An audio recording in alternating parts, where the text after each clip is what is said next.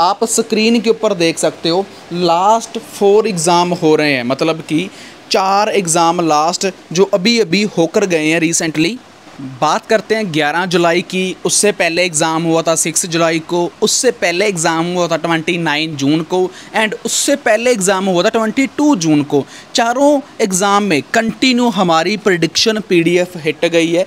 Writing 100% same, reading 1 passage 2 passage सभी exam में 100% same, speaking की प्रेडिक्शन हिट 100% सेम, और इसमें कोई झूठ नहीं है, कोई फेक नहीं है। बहुत सारे लोग ये बात बोलते हैं प्रेडिक्शन के ऊपर ट्रस्ट नहीं करना चाहिए, विश्वास नहीं करना चाहिए। तो आपकी मोबाइल स्क्रीन के ऊपर ऐसा कोई भी स्क्रीनशॉट ऐसा नहीं है कि जो हमने गूगल से लिया हो। सभी के सभी मोबाइल स्क्रीन रिकॉर्डिंग चल रही है, तीनों के तीनों आप देख सकते हो 1, 2 and 3।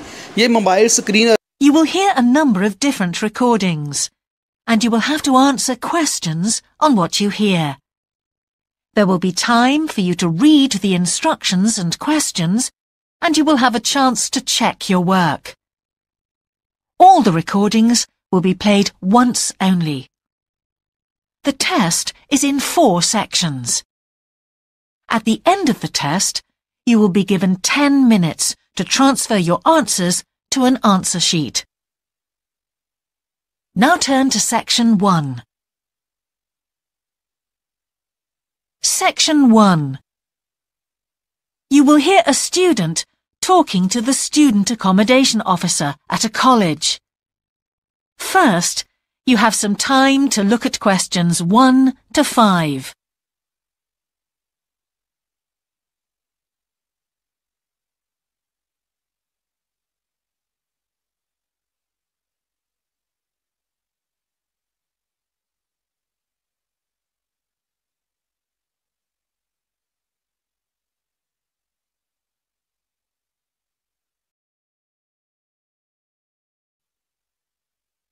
Now we shall begin.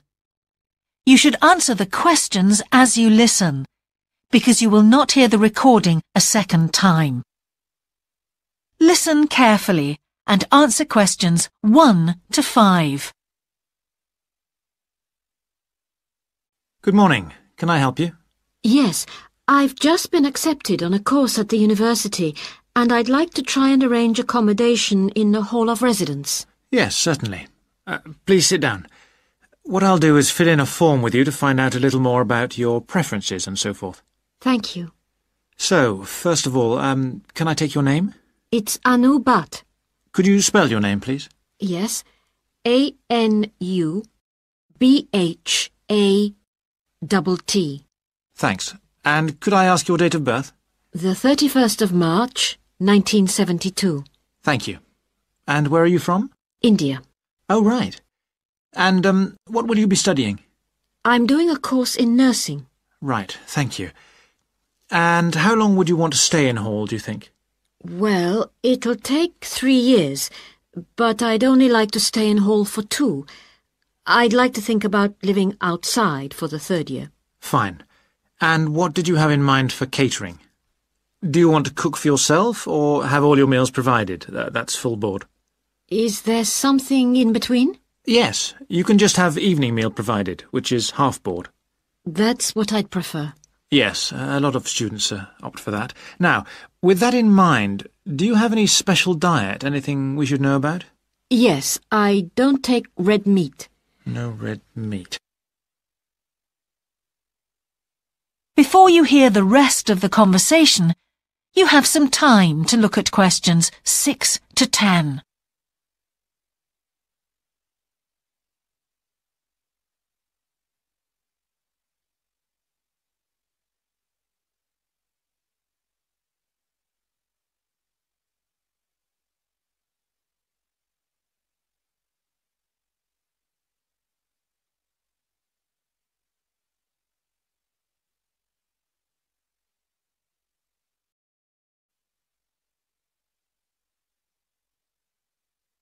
Now listen and answer questions 6 to 10. Now, thinking about the room itself, we have a number of options. You can have a single study bedroom, or you can have a shared one. These are both what we call simple rooms. The other alternative is to opt for a single bedsit, which actually has more space and better facilities. There's about £20 a week difference between them. Well, actually my grant is quite generous, and I think the bedsit sounds the best option. Lovely. I'll put you down for that, and we'll see what availability is like. Now, can I ask some other personal details which we like to have on record? Yes, of course. I wonder if you could let us know what your interests are. This might help us get a closer match for placing you in a particular hall. Well, I love the theatre. Right. And I enjoy sports, particularly badminton. Ah, that's worth knowing. Now, what we finish with on the form is really a list from you of what your priorities are in choosing a hall, and we'll do our best to take these into account. Well, the first thing is I'd prefer a hall where there are other mature students, if possible. Yes, we do have halls which tend to cater for slightly older students. And I'd prefer to be out of town. That's actually very good for you, because we tend to have more vacancies in out-of-town halls. Lucky. Yes. Anything else? Well, I would like somewhere with a shared area, a TV room, for example, or something like that. It's a good way to socialise. It certainly is. That's it. Now, we just need a contact telephone number for you. Oh, sure, I'll just find it. It's 667549. Great. So we'll be in contact with you as soon as possible. That is the end of section 1. You now have half a minute to check your answers.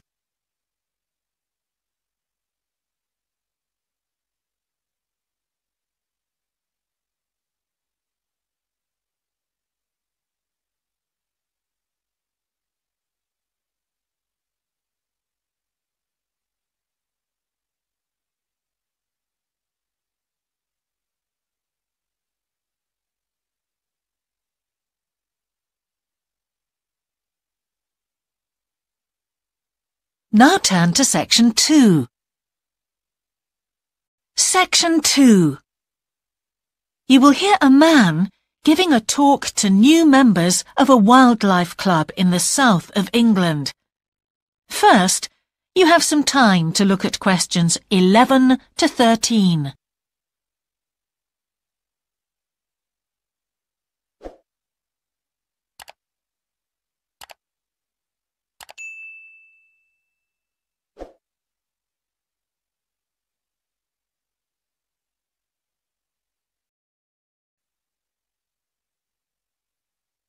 Now listen carefully and answer questions 11 to 13. Hello, I'm delighted to welcome you to our wildlife club and very pleased that you're interested in the countryside and the plants and creatures of this area. I think you'll be surprised at the variety we have here, even though we're not far from London. I'll start by telling you about some of the parks and open spaces nearby. One very pleasant place is Halland Common. This has been public land for hundreds of years, and what you'll find interesting is that the River Ouse, which flows into the sea 80 kilometres away, has its source in the common. There's an information board about the plants and animals you can see here, and, by the way, the common is accessible 24 hours a day. Then there's Holt Island, which is noted for its great range of trees. In the past, willows were grown here commercially for basket making, and this ancient craft has recently been reintroduced. The island is only open to the public from Friday to Sunday because it's quite small, and if there were people around every day, much of the wildlife would keep away. From there, it's just a short walk across the bridge to Longfield Country Park. Longfield has a modern replica of a farm from over 2,000 years ago. Children's activities are often arranged there, like bread making and face painting. The park is only open during daylight hours, so bear that in mind if you decide to go there. Before you hear the rest of the talk, you have some time to look at questions 14 to 20.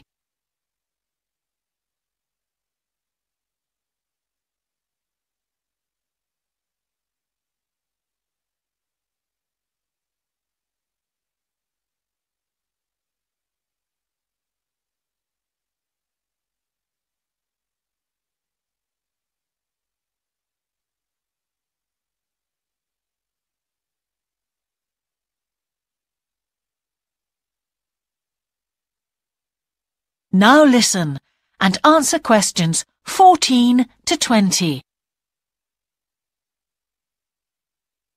Longfield Park has a programme of activities throughout the year, and to give you a sample, this is what's happening in the next few days. On Monday, you can learn about herbs and how they've been used over the centuries. You'll start with a tour of our herb garden, practice the technique of using them as colour dyes for cloth, and listen to an illustrated talk about their use in cooking and medicine. Then on Wednesday, you can join local experts to discover the variety of insects and birds that appear in the evening.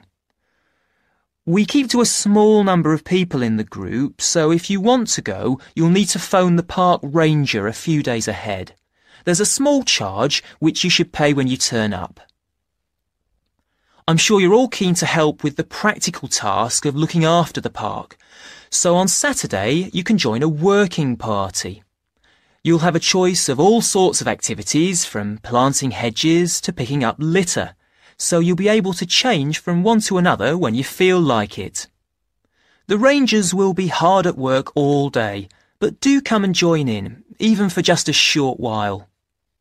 One thing, though, is to make sure you're wearing something that you don't mind getting dirty or torn. And finally, I'd like to tell you about our new wildlife area, Hinchingbrook Park, which will be opened to the public next month. This slide doesn't really indicate how big it is, but anyway, you can see the 2 gates into the park and the main paths. As you can see, there's a lake in the northwest of the park, with a bird hide to the west of it at the end of a path, so it'll be a nice, quiet place for watching the birds on the lake. Fairly close to where refreshments are available, there's a dog walking area in the southern part of the park, leading off from the path. And if you just want to sit and relax, you can go to the flower garden. That's the circular area on the map, surrounded by paths. And finally, there's a wooded area in the western section of the park, between 2 paths. OK, that's enough from me, so let's get on and have a look. That is the end of section 2. You now have half a minute to check your answers.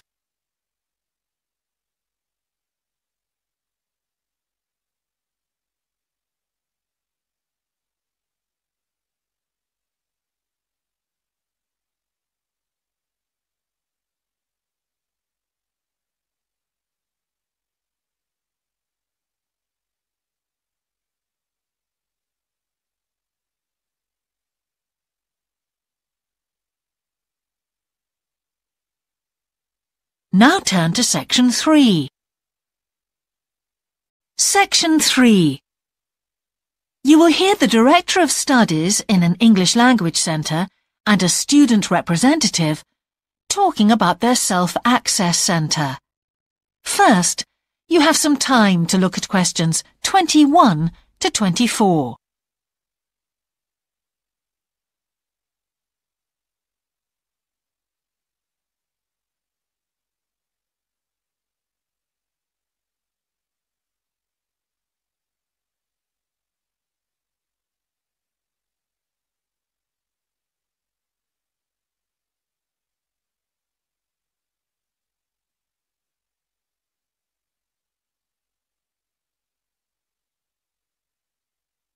Now listen carefully and answer questions 21 to 24.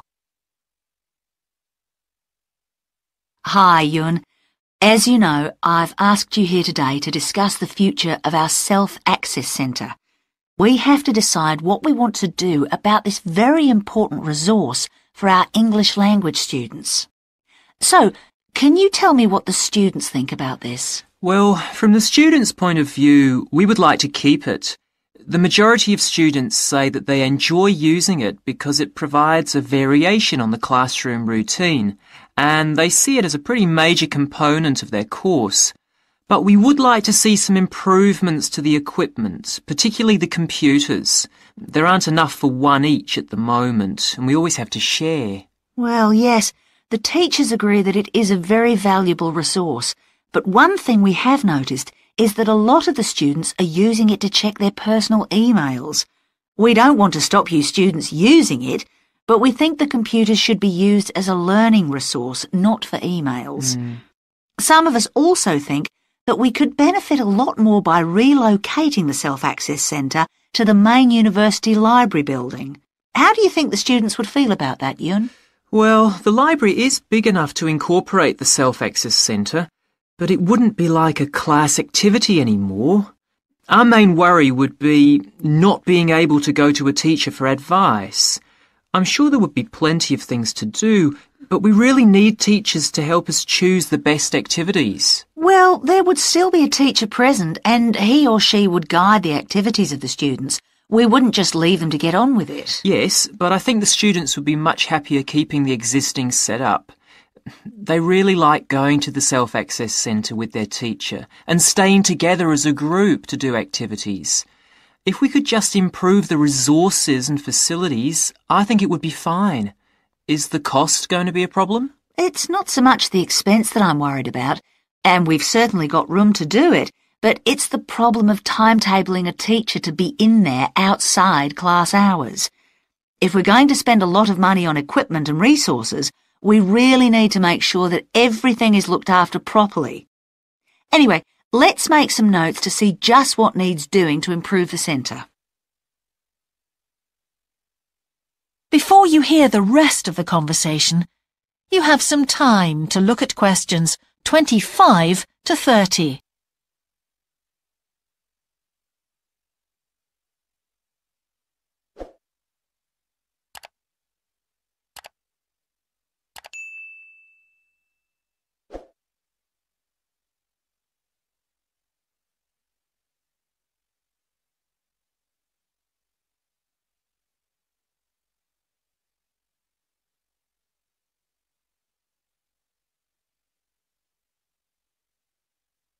Now listen and answer questions 25 to 30.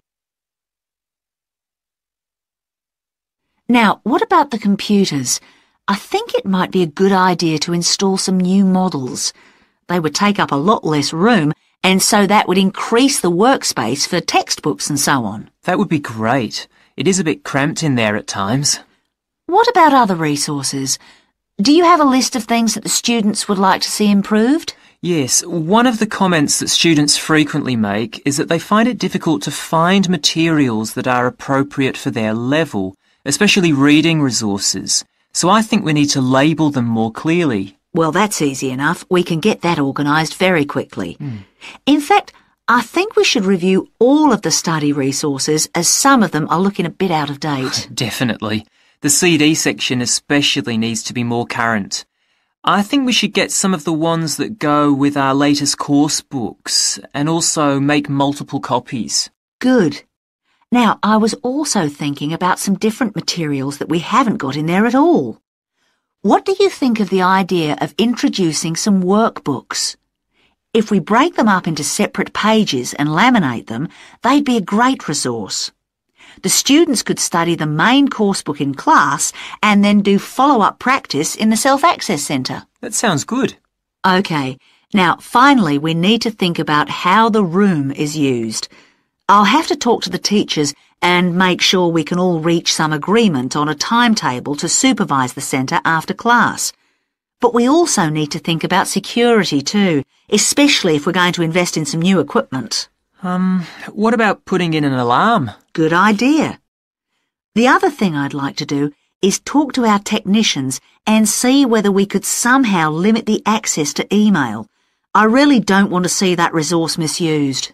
What about if we agree to only use it before and after class? Yes, that would be fine.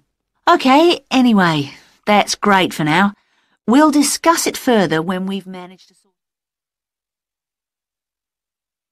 That is the end of section 3. You now have half a minute to check your answers.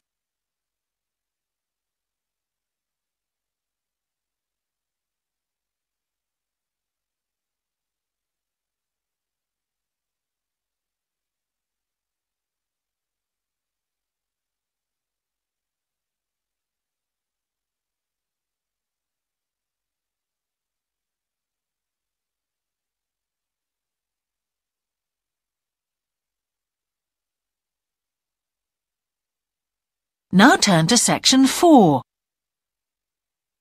Section 4. You will hear the beginning of a lecture about business cultures. First, you have some time to look at questions 31 to 40.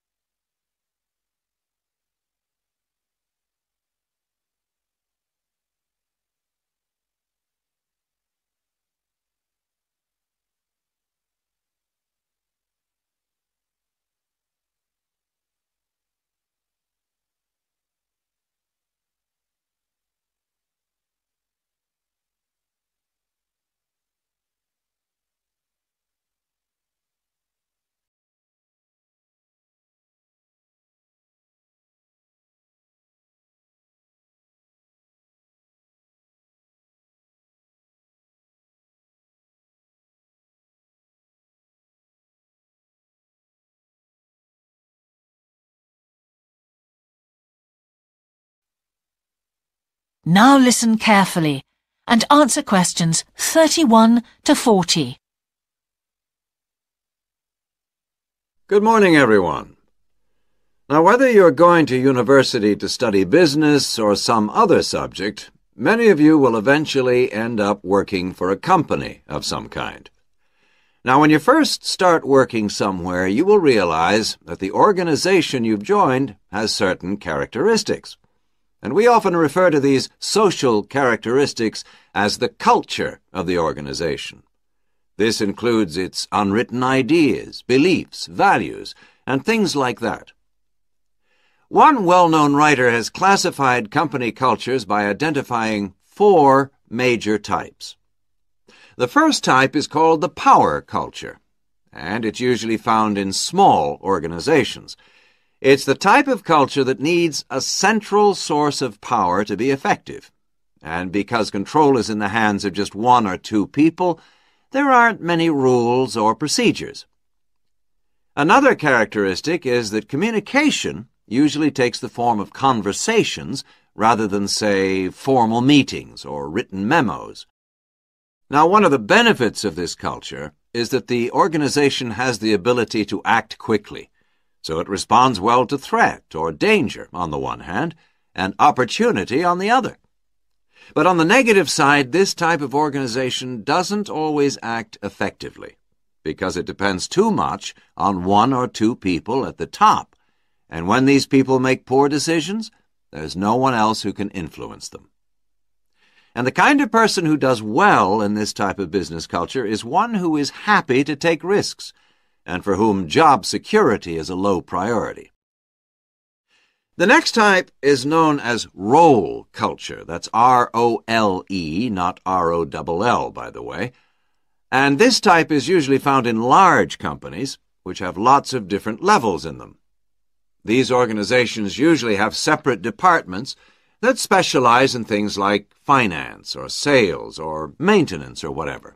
Each one is coordinated at the top by a small group of senior managers, and typically everyone's job is controlled by sets of rules and procedures. For example, there are specific job descriptions, rules for discipline, and so on. What are the benefits of this kind of culture?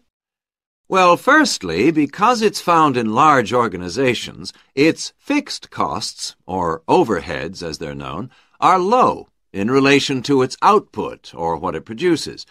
In other words, it can achieve economies of scale.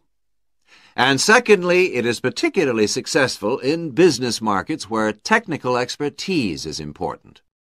On the other hand, this culture is often very slow to recognize the need for change, and even slower to react. What kind of person does this type of culture suit? Well, it suits employees who value security and who don't particularly want to have responsibility.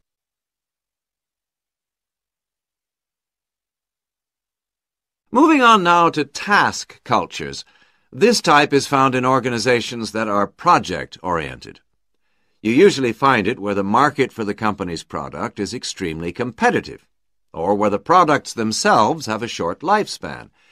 Usually, top management delegates the projects, the people, and other resources, and once these have been allocated, little day-to-day control is exercised from the top, because this would seem like breaking the rules.